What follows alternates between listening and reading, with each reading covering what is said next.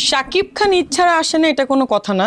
Basically ব্যাপার হচ্ছে যারা প্রডিউসার তারা আসলে ঈদ ছাড়া ছবি রিলিজ দিতে চায় না, এটা প্রডিউসারদের প্রবলেম। অ্যান্ড আরেকটা ব্যাপার যে দেখেন, প্রডিউসারের বিষয় না, বিষয় হচ্ছে যে হল নেই আমাদের ওরকম। সো নর্মাল ফেস্টিভ্যালের ছবি রিলিজ দিলে যদি না দেখে, ওই একটা সংকোচ থেকে যায়। শাকিব খানের ছবি মনে করেন মিনিমাম 5 কোটি টাকা বাজেট।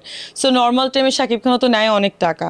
তো আমি মনে করি শাকিব ভাইয়েরও আসলে নর্মাল টাইমে একটু কম টাকা নিয়ে ছবি রিলিজ করা উচিত, যেহেতু ঈদের জন্য আলাদা ওনার রেমুনারেশন রাখা উচিত, আর ঈদের পর বাইরে একটা আলাদা রেমুনারেশন রাখা উচিত, যেহেতু হল সংকট আছে। আর দেখেন, শাকিব খান যখনই ছবি আসতে চায়, দর্শক ওই যে শাকিব খান বলে না, আমি রিক্সাওয়ালাদের হিরো, আমার কোনো প্রবলেম নাই, but I really appreciate it. রিক্সাওয়ালারাও মানুষ, কেন না ভাই?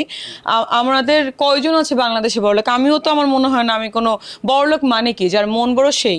সো যদি মনে করেন ওই লেভেলও ধরেন যে মানে রিক্সাওয়ালাদেরও দেখার বা অনেক লোয়ার ক্লাসেস লোকজনের দেখার, তো হল আসলে ওনার রিলিজ দেখেন ওপেন করা হয় ঈদের জন্য। সো সিনেমা ওনার আসলে করা উচিত, লাইক ঈদের জন্য একটা বাজেট থাকবে তার সিনেমার, লাইক 1-2 কোটি টাকা নিবে, বাট ঈদের বাইরে যখন ছবি থাকবে তখন কম বাজেটে কিছু ছবি করা উচিত তার।